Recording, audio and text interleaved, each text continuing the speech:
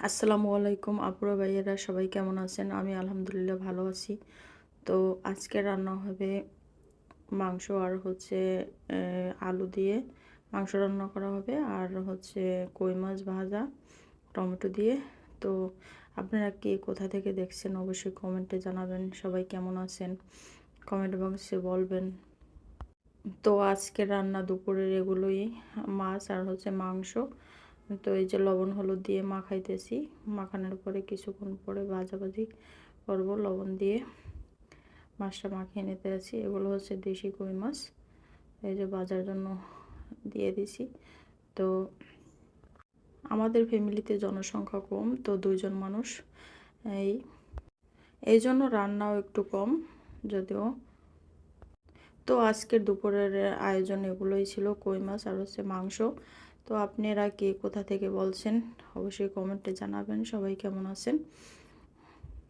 কই মাছটা হালকা একটু ভেজে নিলাম, না ভাজলে আমরা পছন্দ করি না, ভাজাভাজি করে তারপরে হচ্ছে মাছ মাংস যে কোনো কিছুই, একমাত্র গরুর মাংস ছাড়া সব কিছুই তেলে ভাজি, ভাজার পরে রান্না করি। তো এক এক রকমের এক একজনের খাবারের ধরন। তো আমার এটা হচ্ছে, এই যে মাছগুলো ভেজে নিলাম, মাছগুলো ভাজা প্রায় শেষের পর্যায়ে। তো আপনারা কে কোথা থেকে বলছেন দেখতে আছেন অবশ্যই কমেন্টে বলবেন। মাছগুলো ভেজে প্লেটে রাখতেছি। তো কিছুক্ষণ পরে পেঁয়াজ রসুন আদা তারপর হচ্ছে টমেটো কাঁচামরিচ এগুলো দিয়ে ভুনা করা হইবে। আমার ভিডিও আপনাদের ভালো লাগে কিনা অবশ্যই বলবেন। তো আপনারা কে কেমন আছেন কমেন্টে বলবেন।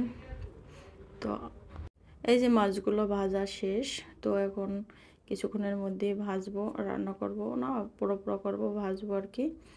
তো আমাদের এখানে বরিশালের ভাষায় বলে আর কি ভাজা ভাজা।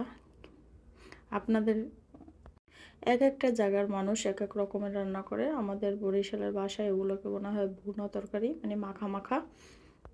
আমার রান্না বান্না আপনাদের পছন্দ হয় কি না অবশ্যই বলবেন। কে কোথা থেকে বলছেন কমেন্ট বক্সে জানাবেন।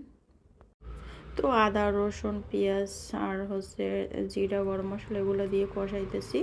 তো কষানোর পরে এই যে মাছ টাছ দিয়ে দিলাম, দেওয়ার পরে কিছুক্ষণের ভিতরে ভাজা ভাজা করে উঠাবো ধনিয়া পাতা দিয়ে টিয়ে। তো আমার ভিডিওটা আপনাদের কাছে কেমন লাগে অবশ্যই বলবেন। আর কমেন্ট পড়তে তো অবশ্যই ভালোই লাগে, কার না ভালো লাগে বলেন। আপনারা যদি সুন্দর সুন্দর কমেন্ট করেন অবশ্যই ভালো লাগে। একটু সাপোর্ট করবেন, পাশে থাকবেন।